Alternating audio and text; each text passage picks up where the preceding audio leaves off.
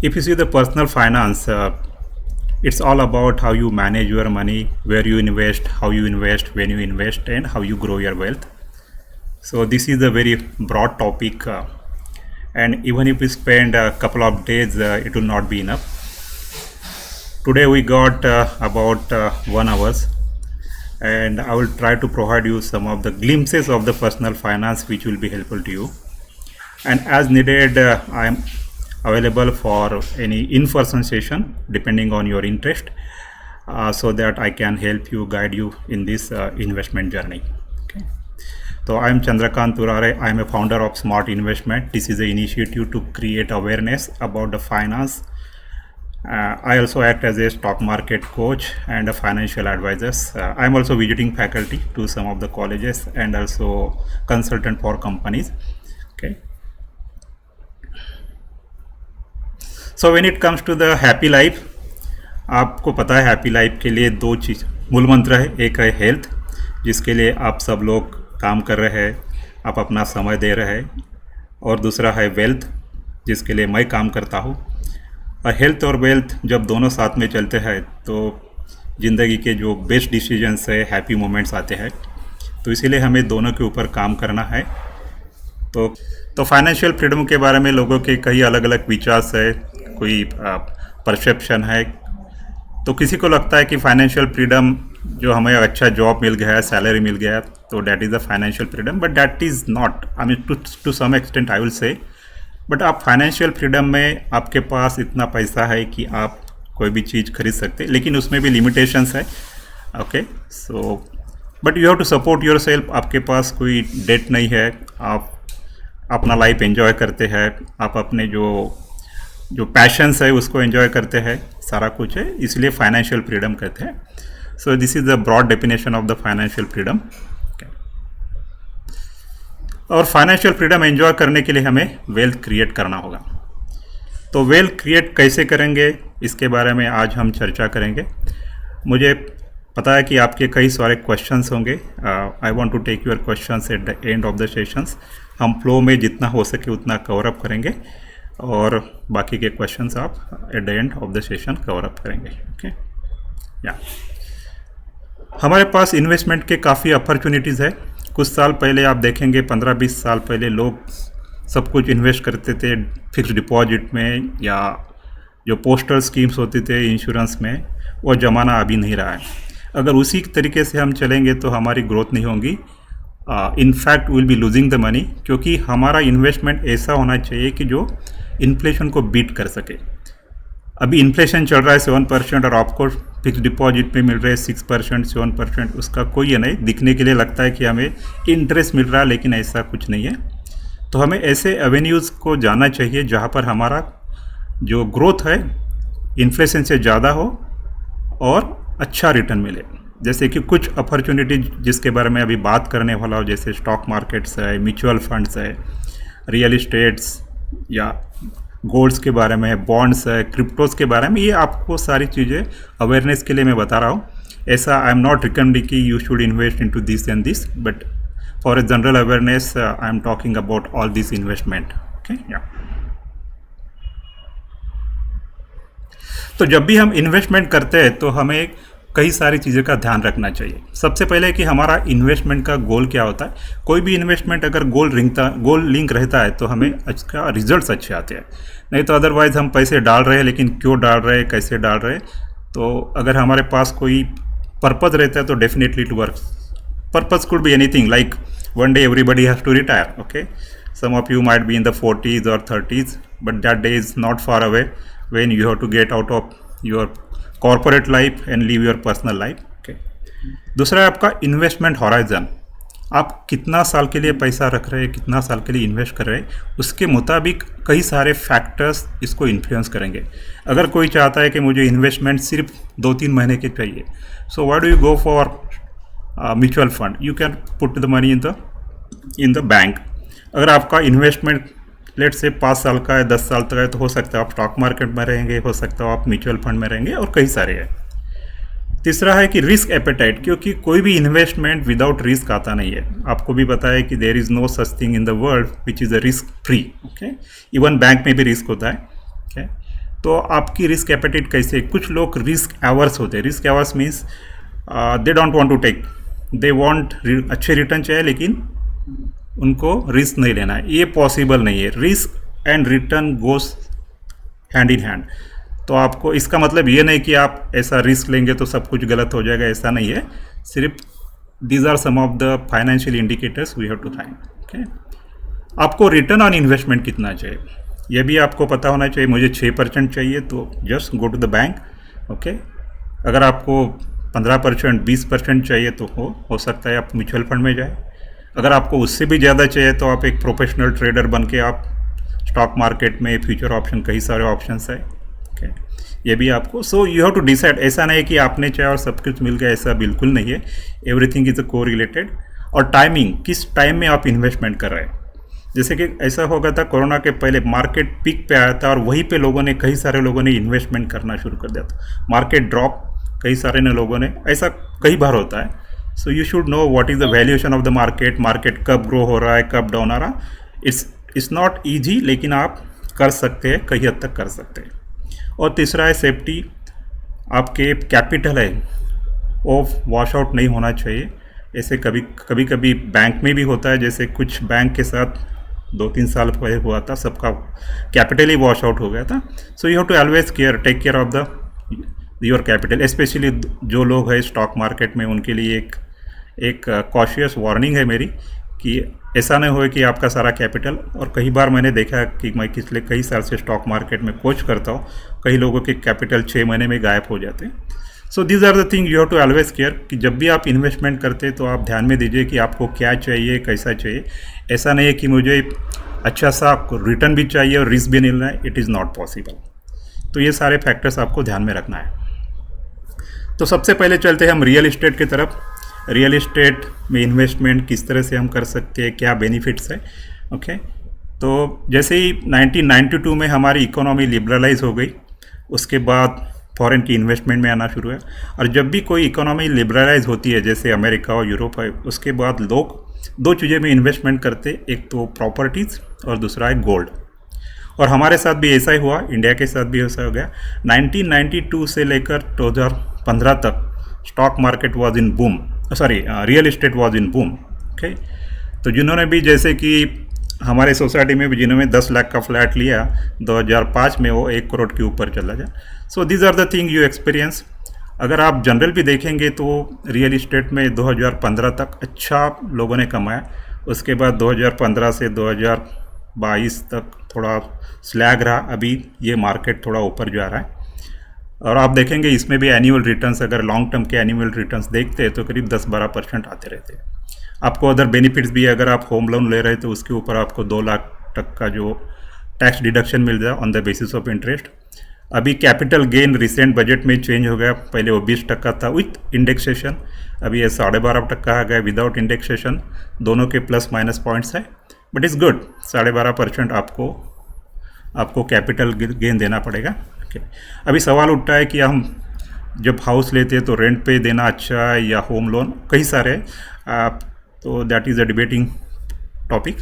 But in general अगर आपको किसी को रियल इस्टेट में इन्वेस्ट करना है तो दीज आर द वेज। अगर करना हो तो लॉन्ग टर्म पे कीजिए, and that is how you can get about 10 to 12% in the real estate.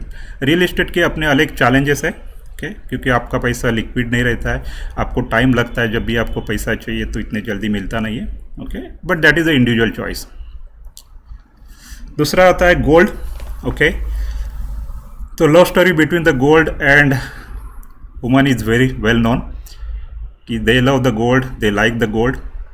जब भी हम गोल्ड खरीदते हैं so it becomes a jewellery, और जब ज्वेलरी बनती है then it doesn't become the investment. Okay, क्योंकि हमारे इस कल्चर में nobody dare to tell the wife that you should go and sell the your jewellery, ये डिफ़िकल्ट है। तो इसके लिए हमारे पास क्या ऑप्शन है जिसके कारण हम गोल्ड में इन्वेस्ट करते हैं, नॉट एज ए ज्वेलरी। अगर ज्वेलरी आती है तो हम बेचते नहीं हैं। तो लेकिन गोल्ड का कैसा है ये उसके बारे में थोड़ा देखेंगे। आप देखते हैं कि आज मैं सवेरे गोल्ड के प्राइस चेक कर रहा था, तो आज 75,000 के ऊपर गोल्ड का प्राइस है, that is a 10 gram. Okay, थोड़ा हिस्टोरिकली देखते हैं। हिस्टोरिकली अगर 1970s में जाते हैं या उसके पहले भी 1964 में गोल्ड का प्राइस 63 रुपीज़ आ गया था। ओके, 63 रुपीज़ मीन्स 1 किलो सोना आपको 6,500 में मिलता था, 6,500, जबकि आज 1 किलो सोने की कीमत 75 लाख रुपीज़ है, 75 लाख रुपीज़। आप बोलेंगे कि इतना दूर की बात क्यों करें, थोड़ा नज़दीक की बात करते हैं, 2000 की बात करते हैं, ज़्यादा लंबा टाइम नहीं है, 24 साल पहले की बात है। गोल्ड 4,500 था, ओके, आज वो 75,000 हो गया। तो पिछले 24 साल में गोल्ड 17 टाइम्स बढ़ा, ओके, इतना बड़ा ग्रोथ हो गया। पिछले साल गोल्ड की प्राइस 61,000 थी, आज 75,000, 20% returns, okay. On an average अगर थोड़ा 20-25 साल का हम पीरियड देखें तो गोल्ड की रिटर्न्स भी 12-15% के आसपास आते हैं। और सबसे अच्छा है कि gold is safe haven asset है। जब भी दुनिया में क्राइसिस आ जाते हैं, जैसे कोरोना आ गया, कोई वॉर सिचुएशन आ जाता है, तो सबसे पहले लोगों का ध्यान गोल्ड की तरफ जाता है, क्योंकि ये इन्फ्लेशन को बीट करता है और जो करेंसी डिवैल्यूएशन हो जाती है किसी कारण, तो इसका फ़ायदा होता है। तो हम किस तरह से गोल्ड में इन्वेस्ट करेंगे इसके बारे में थोड़ा सा देखेंगे। दो तरीके हैं गोल्ड, कई तरीके हैं गोल्ड में इन्वेस्टमेंट करके। एक फिजिकल गोल्ड, लेकिन physical gold it doesn't become investment, it becomes ornament and anyway you are not going to sell. That is the reality of the life, we have to accept it. अगर आपको really gold में invest करना चाहते हैं तो ETF है, उसको gold exchange traded fund बोलते हैं, जहाँ पर आप स्टॉक मार्केट में डीमैट अकाउंट में आप ETF खरीद सकते हैं और जो इंटरनेशनल सोने का भाव उसके मुताबिक आपके चलते रहता है। That is the safe way, ताकि आप कभी भी उसको बाय कर सकते हैं, सेल कर सकते हैं, आपको कोई इसकी फिजिकल गोल्ड नहीं मिलेगा। We call it as a paper gold और वर्चुअल गोल्ड। दूसरा है गोल्ड म्यूचुअल फंड, ये म्यूचुअल फंड कंपनी की तरफ से मैनेज किए थे, that is also very good. और तीसरा है सोवरेन गोल्ड बॉन्ड्स, ये गवर्नमेंट ऑफ इंडिया की तरफ से इशू किए जाते हैं और ये रेगुलरली आते हैं, जैसे हर 3-4 महीने में आते रहते हैं। RBI उसको रिलीज़ करता है on the behalf of government of India. उसका बेनिफिट ये है कि आपको हर साल 2.5% गवर्नमेंट की तरफ से मिलता है। और अगर आपने आज इन्वेस्ट किया 75,000 है और 5 साल के पास गोल्ड का प्राइस अगर 90,000 जाता है तो आपको 90,000 तो मिलेगा ही, प्लस 2.5% गवर्नमेंट ऑफ इंडिया की तरफ से मिलेगा एज ए बोनस। आपके टैक्स बेनिफिट भी है अगर आप 5 साल उसमें इन्वेस्टमेंट करते हैं या 8 साल इन्वेस्टमेंट करते हैं, उसके 8 साल के ऊपर कोई टैक्स नहीं है। So that is how you can invest in to gold, ताकि आपका ज्वेलरी अलग रहे और आपका इन्वेस्टमेंट इन गोल्ड अलग हो सकता है। Okay, so these are some of the avenues where you can invest in to gold. अभी चलते हैं हम स्टॉक मार्केट की तरफ। It's a very interesting subject और मैं पिछले 10 साल से स्टॉक मार्केट में हूँ एज ए कोच और मैं खुद प्रोफेशनल ट्रेडर भी हूँ। 2020 तक स्टॉक मार्केट में सिर्फ 4 करोड़ लोग थे, कोरोना आ गया, आज स्टॉक मार्केट में कुछ 14 करोड़ लोग आ गए, 14 करोड़ लोग आ गए। जो 4 करोड़ बनने में हमें 40 साल लग गए और 4 करोड़ से 14 करोड़ बनने में सिर्फ 4 साल लग गए। तो इसने इतनी क्या जादू की स्टॉक मार्केट में लोगों के ऊपर कोरोना के बाद कि सारा के सारे लोग स्टॉक मार्केट में आना शुरू हो गया। और कितना लोग सक्सेसफुल रहे अलग बात है, बट व्हाट मेड पीपल। और स्टॉक मार्केट में ऐसा पुणे या बड़े सिटीज़ के लोग नहीं, इवन स्मॉल छोटे गांव के भी लोग हैं। महिलाओं की संख्या ज़्यादा है, अभी मैं रिपोर्ट देख रहा हूँ उनकी संख्या कुछ सेक्टर में 55% तक पहुँच गया है। So there is so much craze. थोड़ा उसके बारे में भी देखना है, पता होना चाहिए क्या करना नहीं करना अब दूसरी बात है। तो अगर हम स्टॉक मार्केट की जर्नी देखते हैं, इन जनरल जर्नी देखते हैं कि 1979 में इंडिया में स्टॉक मार्केट शुरू हो गया। उसके पहले जो नई गवर्नमेंट आई थी इंडिपेंडेंस के बाद, तो स्टॉक मार्केट के भला बुरा करते थे, लेकिन वॉट एवर में भी थी। अगर 1979 आज 2024 तो सेंसेक्स था जो हम मेज़र करते हैं कि स्टॉक मार्केट कैसे स्टॉक मार्केट ऊपर गया गिर गया ऐसे बताइए, तो वो एक्चुअली सेंसेक्स या निफ्टी होता है। तो 100 पे स्टार 100 से 83,000 हो गया, आज 83,000 के पास है।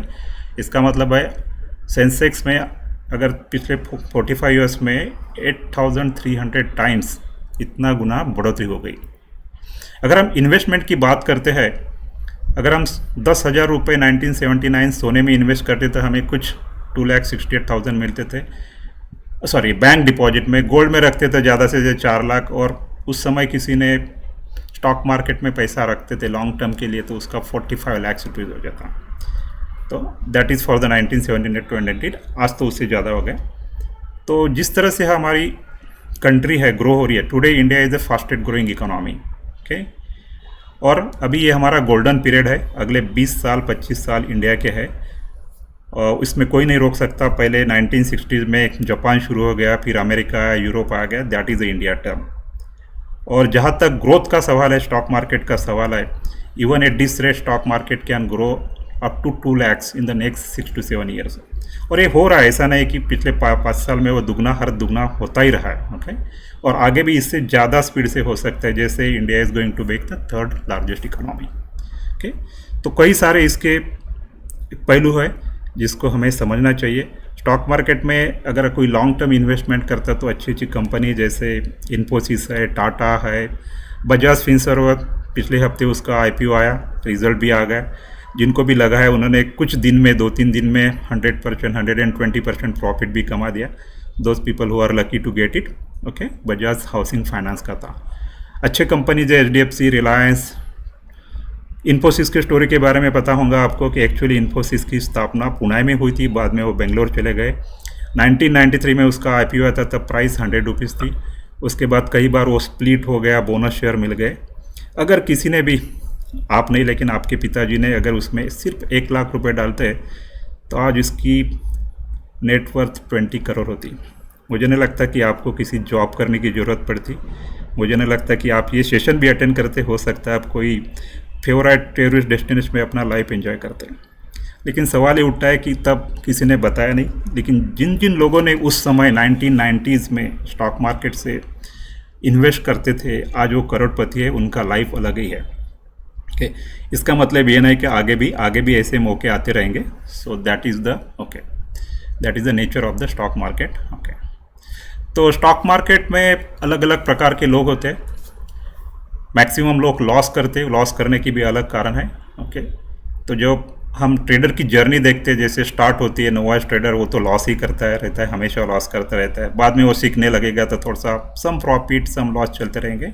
और सबसे ज़्यादा पैसे कमाने वाले होते हैं प्रोफेशनल ट्रेडर्स, उसके बाद मास्टर ट्रेडर्स। ये जर्नी होती है। जैसे एक डॉक्टर बनने के लिए कि 5-6 साल लग जाते हैं, उसी प्रकार का स्टॉक मार्केट का भी जर्नी है। ऐसा मत समझिए कि किसी ने ट्रेनिंग कर दिया या 2-3 यूट्यूब के वीडियो देख लिए तो इसका कुछ नहीं है।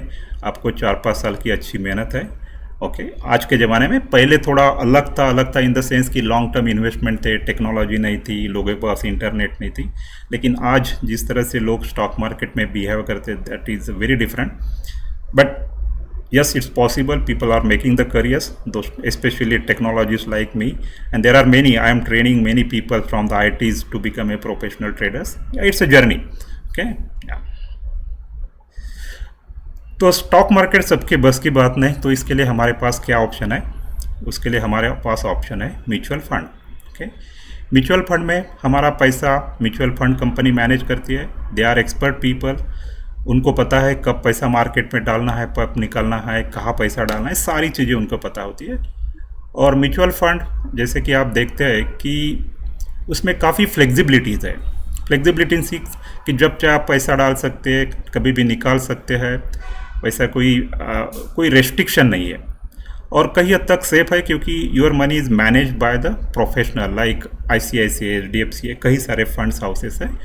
सो अगर आपके पास स्टॉक मार्केट में उतना समय नहीं है, आपके पास एक्सपर्टाइज नहीं है, आपके पास एक्सपीरियंस नहीं है, तो स्टॉक मार्केट में पैसा देने की ज़रूरत नहीं है।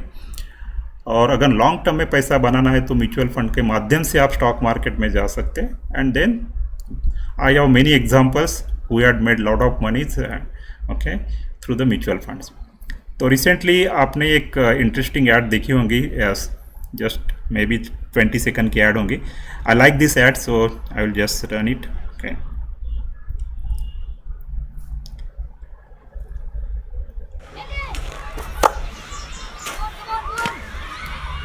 काफी टैलेंटेड है आपकी बेटी। सर बड़ी होकर इंडिया के लिए खेलना चाहती है। सर उसके फ्यूचर के लिए अभी से मैंने सेविंग भी स्टार्ट कर दी है। फ्यूचर की बात है तो सर उसे नहीं, आपको भी मैदान में उतरना पड़ेगा। मुझे? इनका मतलब है म्यूचुअल फंड्स के मैदान में। सिर्फ सेविंग्स नहीं, हर महीने म्यूचुअल फंड्स में भी इन्वेस्ट कीजिए। वरना आपकी बेटी तो बड़ी होगी, पर उसके लिए सेव किए हुए पैसे शायद उतने ही रह जाएंगे। सही है सर। शॉर्ट भी सही है। Okay. Yes.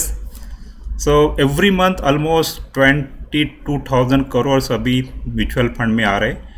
इसका फ़ायदा ये हो रहा है कि अपना मार्केट कभी गिर नहीं रहा। पहले जैसे ही एफपीआई जो फॉरेन इन्वेस्टर्स मार्केट से निकल जाते तो मार्केट फटाफट गिरता था। अभी ऐसा कोई संभावना नहीं, क्योंकि इतने सारे लोग मंथली 20,000 करोड़ म्यूचुअल फंड में आ रहे हैं। मीन्स जिसका इम्पैक्ट आप देख सकते हैं कि किस तरह से वो मार्केट को आगे लेके जा रहे हैं और पैसा भी बना रहे हैं। आज म्यूचुअल फंड मार्केट भरा हुआ है, जैसे कि मार्केट में अब 45 म्यूचुअल फंड कंपनीज है, 2,500 से ऊपर म्यूचुअल फंड है।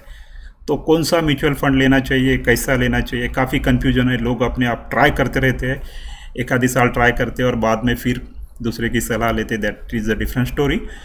बट हमें इसको थोड़ा समझना चाहिए कि म्यूचुअल फंड क्या है, कैसा है, कब करना, क्या नहीं करना चाहिए। तो जनरल गाइडेंस मैं आपको देना चाहता हूँ। ओके, तो म्यूचुअल फंड के जो रिटर्न्स है, एफडी में आप जैसे फिक्स डिपॉजिट है, आज रिटर्न्स फिक्स डिपॉजिट में 6 से 7% चल रहे हैं depending on the time period.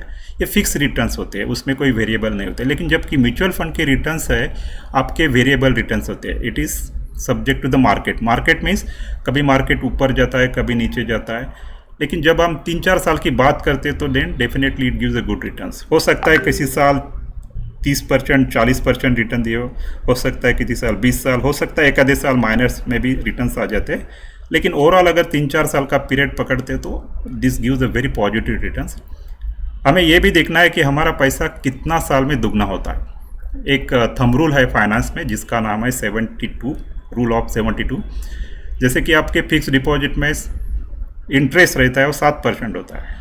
अगर आपको कैलकुलेट करना है कि मेरा 1 लाख रुपए अगर फिक्स डिपॉजिट में रहता है, अगर 2 लाख बनने के लिए कितना साल लगेंगे, बस 72 को 7 से डिवाइड कीजिए, मीन्स 10-11 साल लग सकते हैं। वही अगर आप म्यूचुअल फंड में जाते हैं, जबकि म्यूचुअल फंड के रिटर्न एवरेज रिटर्न 15-20% तो कोई नहीं जाते, अगर उसमें भी जाते हैं 15 तो करीब 4-5 साल के अंदर आपका पैसा दुगना होता है। That is the reality of the mutual fund. तो इस प्रकार आप म्यूचुअल फंड में ओके।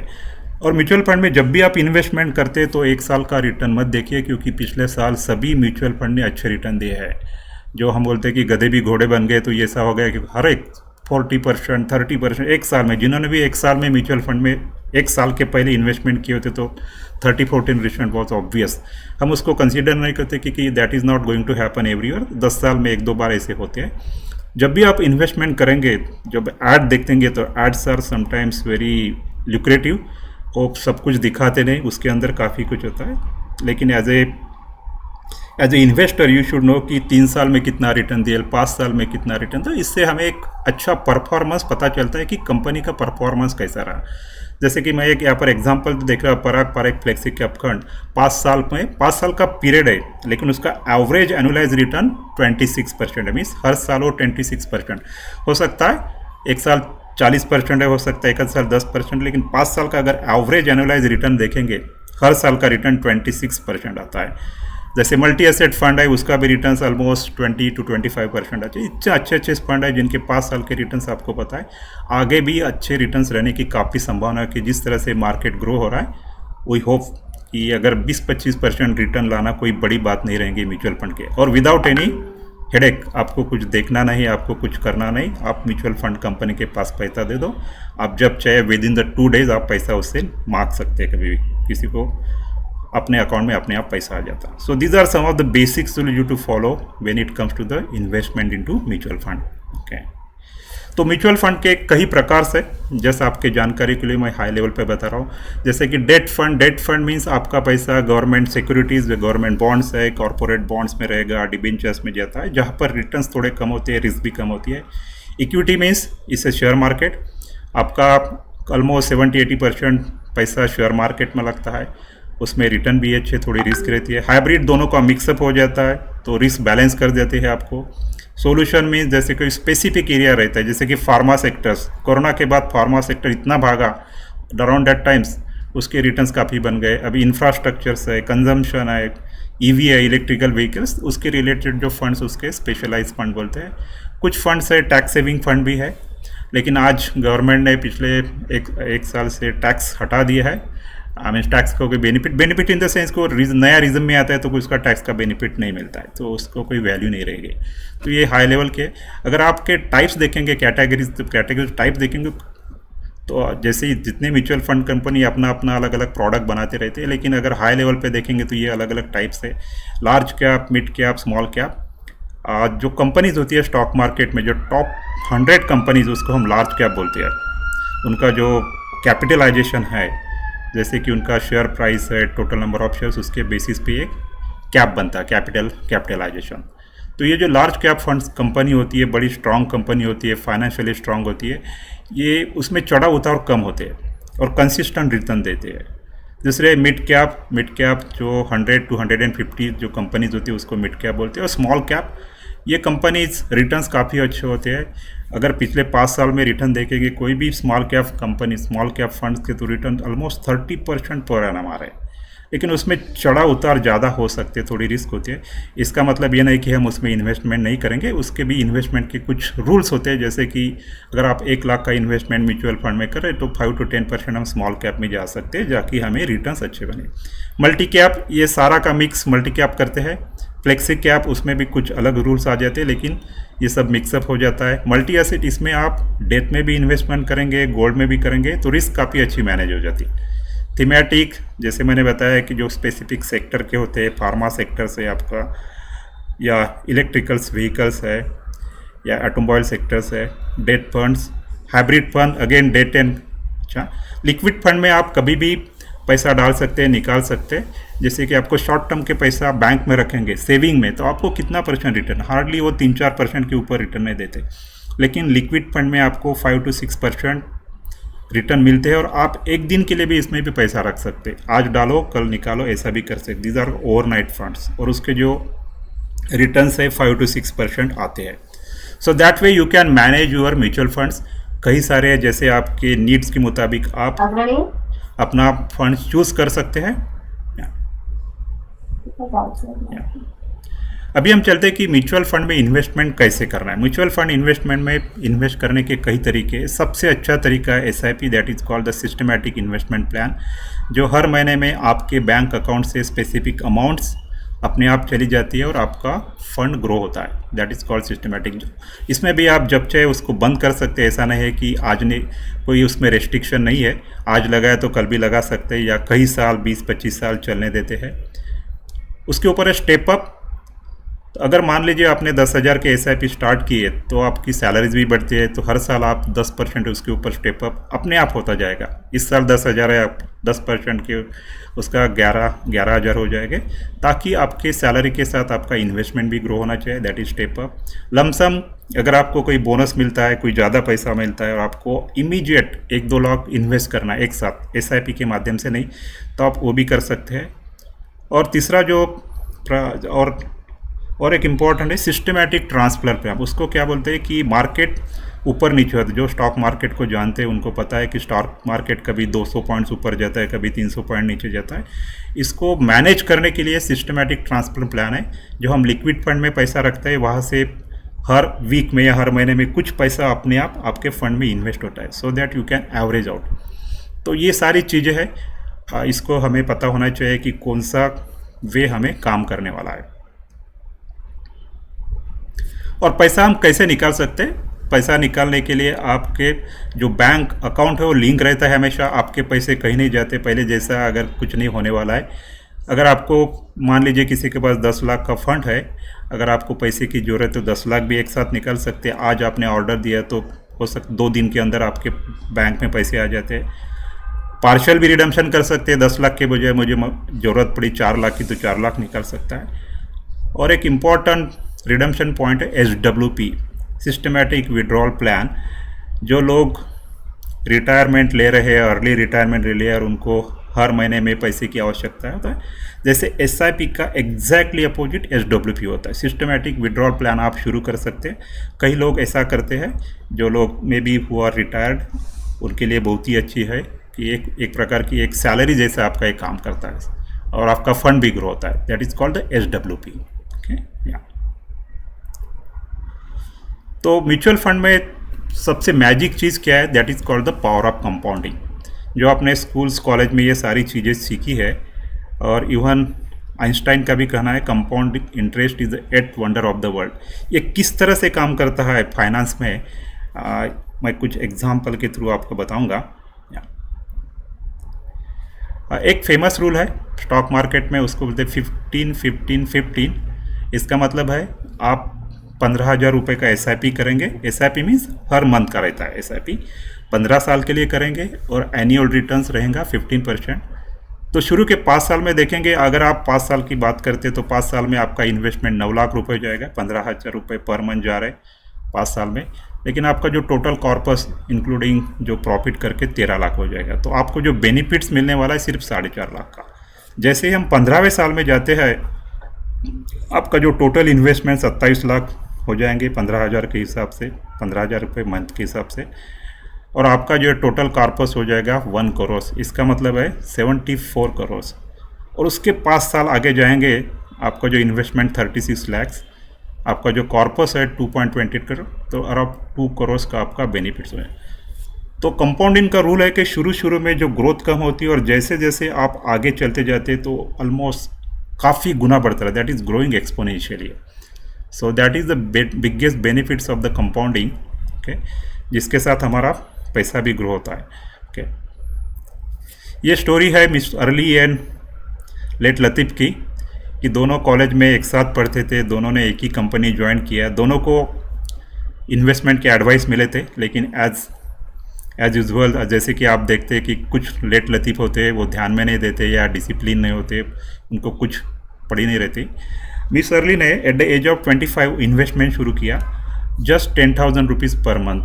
आजकल के लोगों के लिए 10,000 is not a big amount, okay.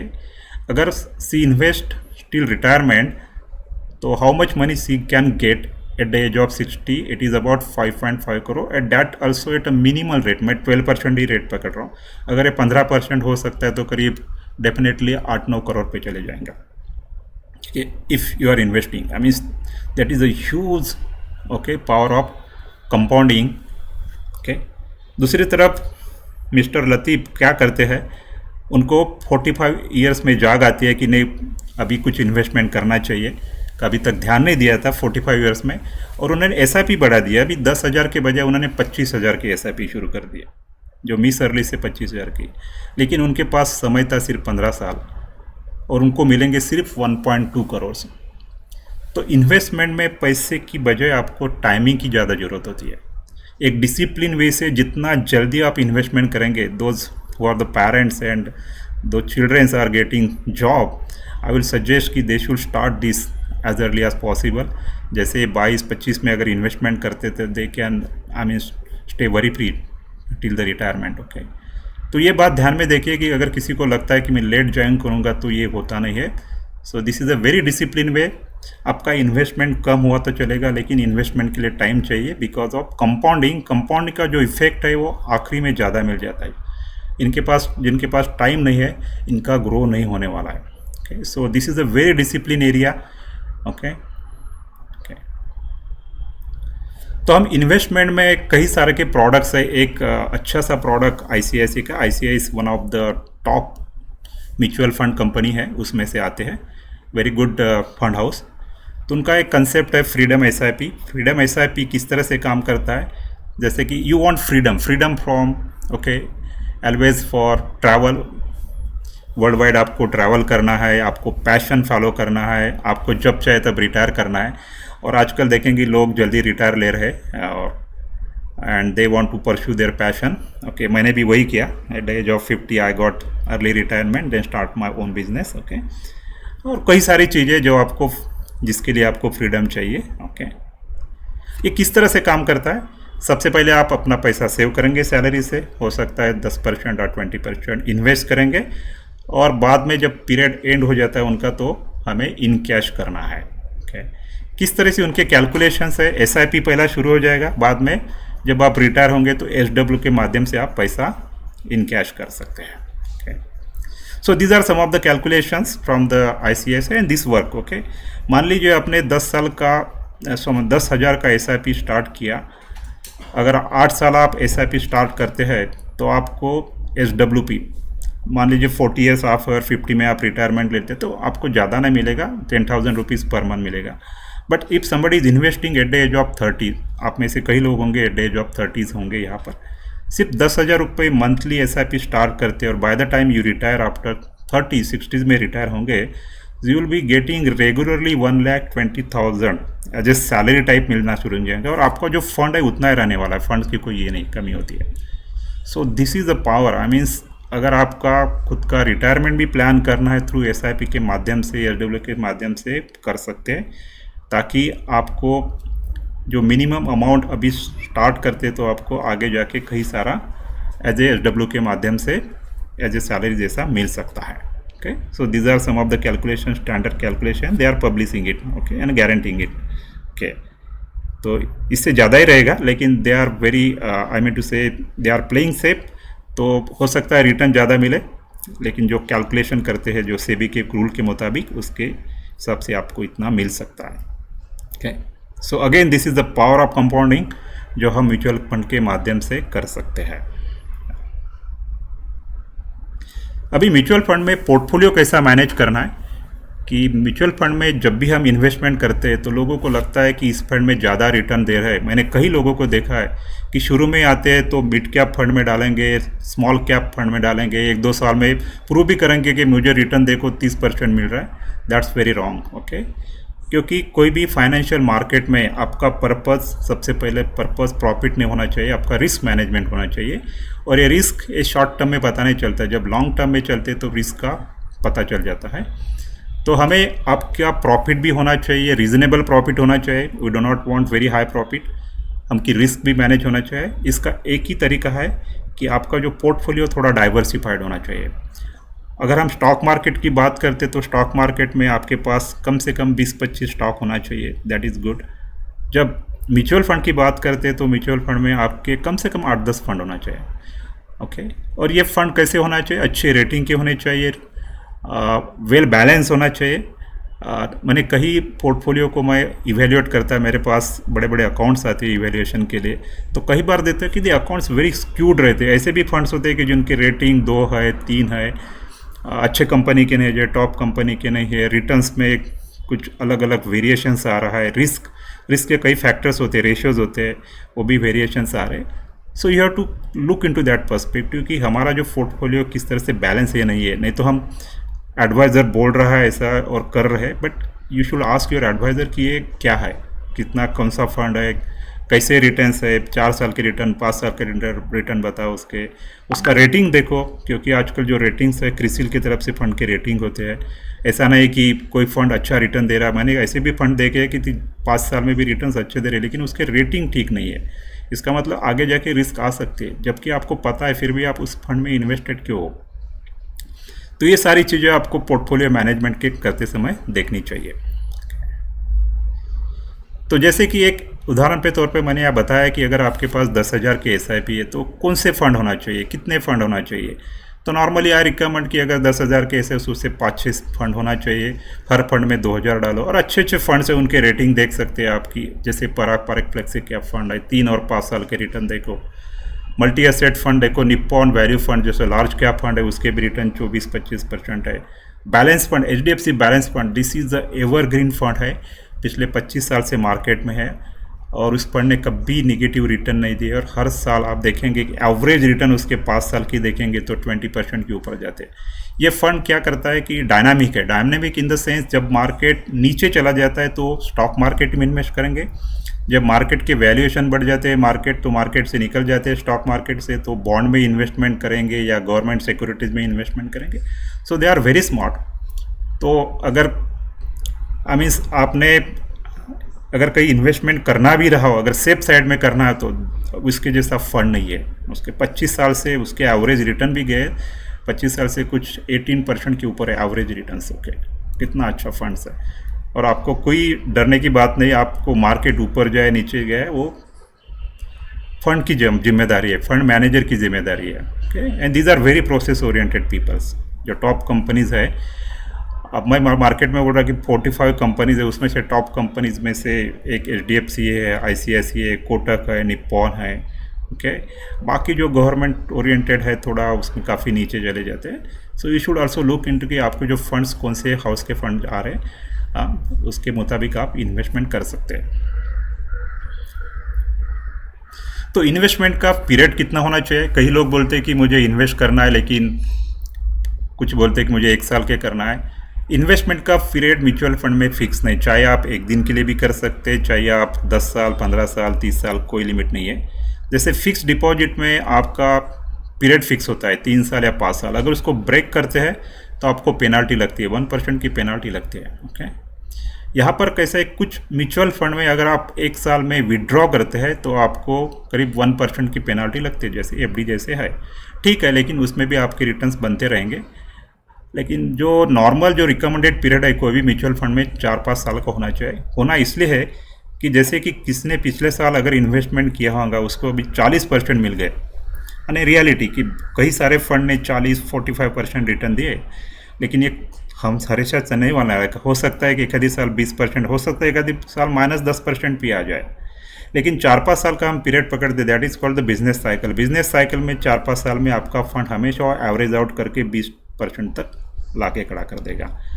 आप लकी होंगे अगर पिछले साल इन्वेस्ट किया, हो सकता है अगर किसी ने अगले साल इन्वेस्ट किया और मार्केट ठीक तरीके से ना है, किसी कारण मार्केट ठीक से, तो आप अननेसरीली आप स्ट्रेसफुल हो जाएंगे, आपको लगा कि म्यूचुअल फंड में पैसा बनता नहीं बनता है। सो वी नॉर्मली रिकमेंड कि आपका इन्वेस्टमेंट होराइजन 4-5 साल का हो तो अच्छा रहता है, कम से कम 4-5 साल, तो पैसा डेफिनेटली बनेगा। लेकिन आप शॉर्ट टर्म में करना चाहते हैं, थोड़ा आप इसमें केयरफुल होना चाहिए। ओके, तो म्यूचुअल फंड के टैक्सेस कैसे होते हैं कि रिसेंटली गवर्नमेंट ने टैक्सेस चेंज कर दिए। वो डिपेंड करते हैं कि कौन सा फंड आपके पास है, डिविडेंड है या होल्डिंग पीरियड कितना है। तो उसमें 2 प्रकार के टैक्सेस आ जाती है, एक शॉर्ट टर्म और दूसरा लॉन्ग टर्म। ओके, अभी जो जुलाई में गवर्नमेंट का बजट आएगा, सेंट्रल गवर्नमेंट का बजट आएगा, उन्होंने स्लाइटली टैक्स बदल दी है। जैसे शॉर्ट टर्म टैक्स पहले 1 साल के पहले अगर आप पैसा निकालते हैं, प्रॉफिट निकालते हैं, तो आपका जो प्रॉफिट है उसके ऊपर टैक्स लगेगा, आपके टोटल अमाउंट पे टैक्स नहीं रहता। अगर आपने 10,000 रुपये कमाए हैं तो उसके ऊपर गवर्नमेंट को 20% देना पड़ेगा शॉर्ट टर्म में। लेकिन अगर लॉन्ग टर्म करते हैं तो लॉन्ग टर्म में ये जो टैक्स है अब कम रहता है। लॉन्ग टर्म का डेफिनेशन म्यूचुअल फंड के लिए 1 साल है। 1 साल के ऊपर आप जो कुछ भी प्रॉफिट कमाते हैं उसमें से 1.25 लाख के ऊपर आपको कोई टैक्स नहीं है। अगर आपका प्रॉफिट जो 1.25 लाख होगा उसके ऊपर सिर्फ 12.5% आपको टैक्स देना पड़ेगा। दिस इज़ मच बेटर, क्योंकि आपको पता है एफडी में जो टैक्सेशन लगते हैं it depends on your tax slab. अगर कोई 30% टैक्स स्लैब में आ जाता है तो उसको एफडी में 30% टैक्स देना पड़ता है। इसका मतलब है 6% आपका अगर 7% अगर आपको दिखता है दिखने के लिए, अगर वो 30% टैक्स निकालेंगे तो 5.5% ही आ जाता है। या so this is how you have to see the taxes. Please keep on the mute. Okay, yeah. So this is how you have to maintain when you want to withdraw money. Taxes के बारे में government is very transparent और taxes कम है financial market में। Government चाहते हैं कि आप ज़्यादा से ज़्यादा पैसा फाइनेंशियल मार्केट में रखें, एफडी में मत रखें। So they are promoting this through mutual fund. Okay, mutual fund में इन्वेस्ट करने के कई तरीके, कई प्लेटफॉर्म्स मार्केट में है। I recommends because I am working with this company for couple of years. एक फंड बाजार करके प्लेटफॉर्म्स है, उसमें करीब 17 लाख कस्टमर्स है 25 साल से, और कुछ 1 लाख करोड़ का इन्वेस्टमेंट करते हैं। And they work with different mutual fund companies. तो एक ही प्लेटफॉर्म से आप सारा कुछ कर सकते हैं, सारे फंड्स है, आपके जो टैक्स स्टेटमेंट है, everything. I mean now this has become very smart. Okay, तो पिछले 5 साल में क्या हुआ इसके बारे में मैं आपको बताना चाहता हूँ। पिछले 5 साल में आप देखेंगे कि स्टॉक मार्केट डबल हो गया, आज 83,000 था। ओके, कोरोना के समय वो 20,000 पे आ गया था, 25,000 पे आ गया था, तो डैट इज द स्टेपनी। लेकिन पिछले 5 साल में मार्केट डबल हो गया। ओके, गोल्ड सोने की डबल हो गया, आज 75,000 है, 5 साल पहले कुछ 40,000 के आसपास था। रियल इस्टेट भी डबल हो गया। ओके, पिछले 2020 के बाद थोड़ा हो गया। टैक्सेस डबल नहीं हुए, अभी भी थोड़े बढ़ गए हैं। Cost of living definitely because of the inflation बढ़ गई। लेकिन एक बात सही है कि जिन्होंने भी फाइनेंशियल मार्केट में इन्वेस्टमेंट किया है वो ग्रो हो गए। जिन्होंने एफडी में इन्वेस्टमेंट किया दे लॉस द मनी, क्योंकि एफडी में 2 साल पहले की सब रिटर्न 5.5% थे, 6% सर, लेकिन आपका इन्फ्लेशन ही 7% है, तो क्या फ़ायदा उसका। दिखने के लिए हमारे सेटिस्फैक्शन लगता है कि हमने पैसे कमाए, लेकिन कुछ नहीं, आपने कुछ पैसा नहीं कमाया। And those people who kept sitting on the cash they loss the opportunity. कि ऐसे कई लोग हैं कि मैंने देखे कि जब मार्केट 18,000 पे था निफ्टी, तब बोलते थे कि मार्केट 16,000 पे आऊँगा तो मैं इन्वेस्ट करूँगा। आज मार्केट 25,000 पे, अभी भी वो ऐसे ही वो राह देख रहे हैं कि मार्केट किसी की राह नहीं देखता। मार्केट को कोई नहीं जानता कि कब बढ़ने वाला है, कब कम होने वाला है। मार्केट को टाइमिंग करने की कोशिश मत कीजिए कि अभी तक ऐसा कोई तैयार नहीं हुआ मार्केट में कि जान सके कि कल क्या, अभी 1 घंटे में मार्केट की हालत क्या होने वाली है। तो बेस्ट वे ये है कि आप कंटिन्यूसली इन्वेस्टमेंट करते रहिए। अगर मार्केट ऊपर है तो आपको कम में यूनिट मिलेंगे, मार्केट नीचे है तो ज़्यादा यूनिट मिलेंगे, लेकिन मार्केट की राह मत देखिए कि कल क्या होने वाला है, कैसे होने वाला है। तो that is where we have to be very careful कि आप इन्वेस्टमेंट करते कि every day is a good day. सिर्फ ये है कि आपको थोड़ा एवरेज आउट करना है कि आपके पास अगर मान लीजिए किसी को 5 लाख आज इन्वेस्ट करना है, I will not recommend him और her to invest 5 lakh today. हम उसको स्प्रेड करेंगे, हो सकता है 1 लाख इस हफ्ते में करेंगे, दूसरे हफ्ते में 2 लाख करेंगे, इस तरह से स्प्रेड करना है आपको, ताकि अगर मार्केट में जो वोलेटिलिटी आ जाती है, किसी कारण मार्केट बढ़ जाता है, तो उसको एब्सॉर्ब करें। So these are the some of the guidelines you to all follow. और आप देखते हैं कि ये गोल्डन एरा है हमारे लिए 20-25 ईयर्स। तो जो 5 साल में उसका कहीं गुना आपको अगले 10-15 साल में होने वाला है। तो that is the best period for investment into the financial market. अगर जो भी एफडी में है तो एफडी में थोड़ा पैसा रख सकते हैं, कोई ये नहीं है, but you should now tune to this जो अदर इंस्ट्रूमेंट्स है फाइनेंस की, उसमें आप इन्वेस्टमेंट कर सकते हैं। ओके जब भी आप फाइनेंशियल मार्केट में इन्वेस्टमेंट करते हैं, जैसे कि आपको सेविंग अकाउंट लगता है, सबका सेविंग अकाउंट है, सैलरीज आती है। अगर आपको स्टॉक मार्केट में इन्वेस्टमेंट करना है तो डीमैट की ज़रूरत होती है, ओके ज़रूरी है। और म्यूचुअल फंड के लिए म्यूचुअल फंड का अकाउंट लगता है। और 1 अप्रैल से गवर्नमेंट के जो रूल्स है, जो बोलते हैं KYC रूल्स, काफ़ी स्ट्रिक्ट हो गए। ओके आपका खुद का मोबाइल नंबर होना चाहिए, खुद का ईमेल आईडी होना चाहिए। कभी कभी लोग अपना मोबाइल नंबर्स अपने माता के लिए, पिता के लिए किसी को दे देते हैं, and then they are not able to start their own account. ऐसे मेरे पास कुछ केसेस है जिनको अभी मैं रिजॉल्व कर रहा हूँ कि अपने मदर इन लॉ के लिए अपना नंबर दे दे क्योंकि उनके पास ईमेल आईडी नहीं था, तो उनके अभी इन्वेस्टमेंट में इश्यूज़ आ रहे हैं, सॉर्ट आउट होते हैं। आपका आधार कार्ड हमेशा आपका मोबाइल लिंक के साथ होना है, क्योंकि आजकल जो साइन हो रहे ई साइन सारा आधार कार्ड बेस है, एवरीथिंग इज़ आधार कार्ड। ये ध्यान में रखिए, अगर आपका पुराना नंबर है तो आप लिंक कीजिए, अदरवाइज आप कुछ नहीं कर सकते, अभी अकाउंट भी ओपन नहीं कर सकते।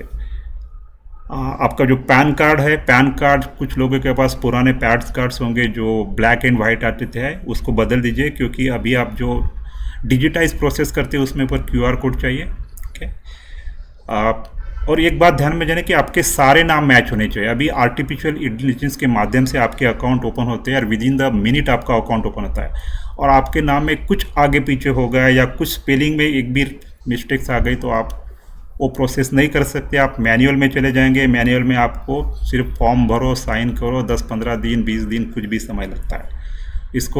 इसको अवॉइड करने के लिए कि मेक श्योर कि आपके सारे डॉक्यूमेंट्स क्लियर होना चाहिए।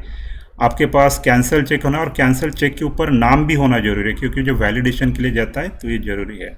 बैंक में आपका जो मोबाइल नंबर्स है, ये आपका आधार कार्ड का मोबाइल नंबर सब एक दूसरे के साथ मैच होने चाहिए। So these are some of the tips I am giving, क्योंकि ऐसे कुछ लोग होते हैं जो कहते हैं कि मेरे पास सब कुछ है लेकिन कुछ ना कुछ चीज़ें मिसिंग होती है। अभी गवर्नमेंट का रूल है no KYC no identity.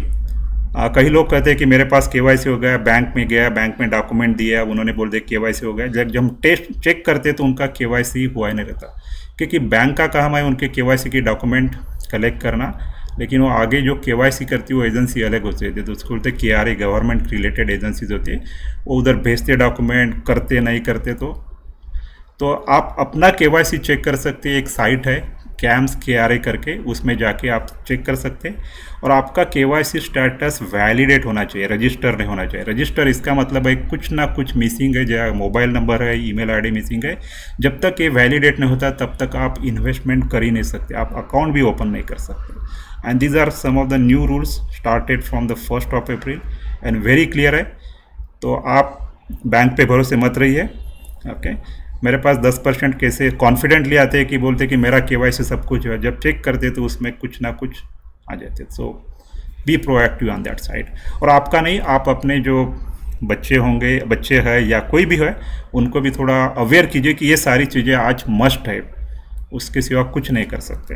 Okay और जो सीनियर सिटीजन जिनके पास ईमेल आईडी नहीं, उनको भी ईमेल आईडी की ज़रूरत पड़ती है। आप उनको भी अपना ईमेल आईडी दीजिए। ओके अपना खुद का मत दीजिए, otherwise you will B trap, आप अपना अकाउंट नहीं ओपन कर पाएंगे।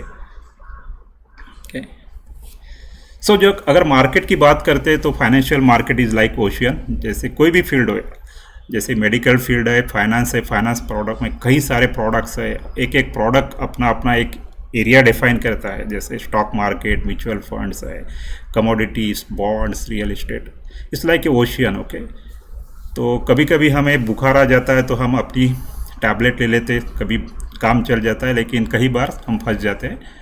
सो I suggest to take the help of a knowledgeable experience person जो आपको हेल्प करे, गाइड करे। कि अदरवाइज़ मैंने कहीं देखे लोगों ने खुद ने इन्वेस्टमेंट शुरू कर दिया, लेकिन 2-3 साल के बाद समझ नहीं पा रहा, जैसे मार्केट डाउन हो जाता है तो घबरा जाते हैं, क्या करें कैसे करें। जब आज सब कुछ अच्छा चलता है तो नोबडी वरीज, लेकिन ऐसा मार्केट में नहीं होता है। मार्केट में हर 2-3 साल के बाद ऐसी गिरावट आ जाती है, लोग घबरा जाते हैं, इमोशंस हाई हो जाते, फिर सेल कर देते, लॉस में चले जाते और फिर कहते कि नहीं, मैंने ऐसा नहीं करना चाहिए था। Okay so these are market is a game of mindset है, उसमें साइकोलॉजी काम करती है और हम ये नहीं कर पाते इंडिपेंडेंट लेवल पे। Okay yes so we started 2 ventures. 5 साल पहले मैंने एक स्मार्ट इन्वेस्टमेंट करके हमारा वेंचर है। सो we conduct lot of corporate sessions for the people's awareness, or we are also helping people for investment into especially bonds, FD, mutual funds, tax planning के लिए help करते हैं। और दूसरा मेरा एक फेवरेट पैशन है स्टॉक मार्केट अकेडमी, जो मैं कोच हूँ। मेनली IT के लोग हैं जो प्रोफेशनल्स है, उनको ट्रेन करता रहता हूँ। So if you need any helps, need any informations, और कभी भी मुझे कर सकते हैं, ईमेल भेज सकते हैं। And that is how the journey starts. Okay.